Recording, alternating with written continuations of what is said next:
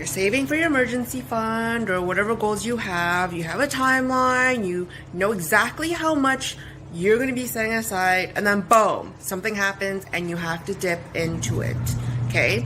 If you find yourself dipping into your emergency fund because, well, due to an emergency, it's fine. That's what it's there for. It is better to dip into that than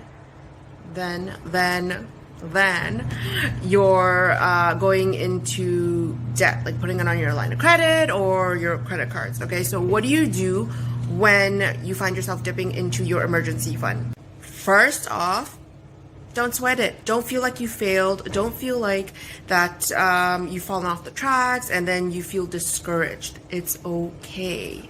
Second thing you can do is to double up on your savings afterwards. So what that means is if you are saving $500 a month for your emergency fund and then all of a sudden you had to dip into it, the next month you're going to save $1,000. So let's say, hypothetical scenario, you are trying to save $6,000 within this year. Okay, 12 months. So up here, all is well, nothing happens, you save $500 a month, and then by the end of the 12 months, boom, you're good. You got your $6,000. But let's just say that doesn't happen because life happens and all of a sudden, sometime during month 5, you had to dip into your emergency fund and you drained it. Okay, so right here, you have nothing in your emergency fund. Okay, that's cool. What you do is, instead of being all, demotivated and be like, okay, this isn't working. No, what you do is for the next 5 months after that, you double your monthly savings. Okay, so basically you're playing catch up here. So right here, you're going to save $1,000 for 5 months. And then by the 11th month, you go back to $500.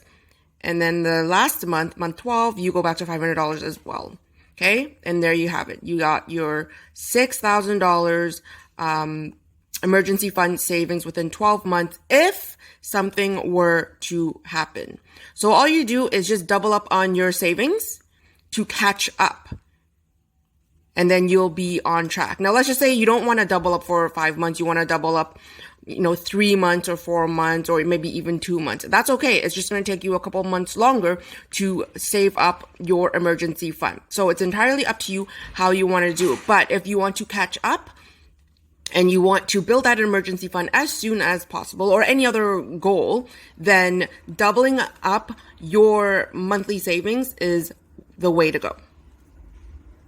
Now you're probably wondering, like, where the hell am I going to find an extra $500 that was barely able to scrape out $500 to begin with? Well, here's the thing. You can find money from every category that you spend money on, whether it's gas, you're reducing your fuel for your car, okay? You can reduce your entertainment, your food budget, all these things. You take money from other places, a little bit from every category to beef up your savings. And frankly, when you're saving, it should be generally pretty comfortable. You shouldn't be really struggling to save because that's usually not sustainable, okay? So yeah, it'll be a little bit uncomfortable for the 5 months. The other alternative is to make more money. Now, I'm gonna have another video, a separate video to illustrate, give you a list of ways where you can earn extra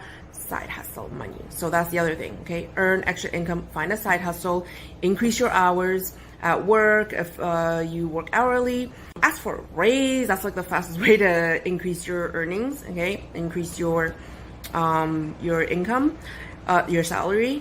And yeah, so stay tuned for the next video where I will put together a list of how you can earn extra income.